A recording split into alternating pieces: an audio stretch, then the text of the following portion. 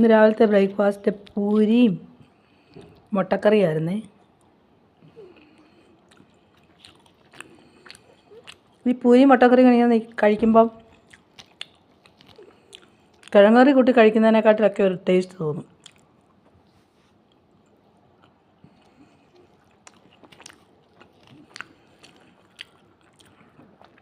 നിങ്ങൾക്കൊക്കെ പൂരി മുട്ടക്കറിയും കൂടെ കഴിക്കുന്നത് ഇഷ്ടമാണോ?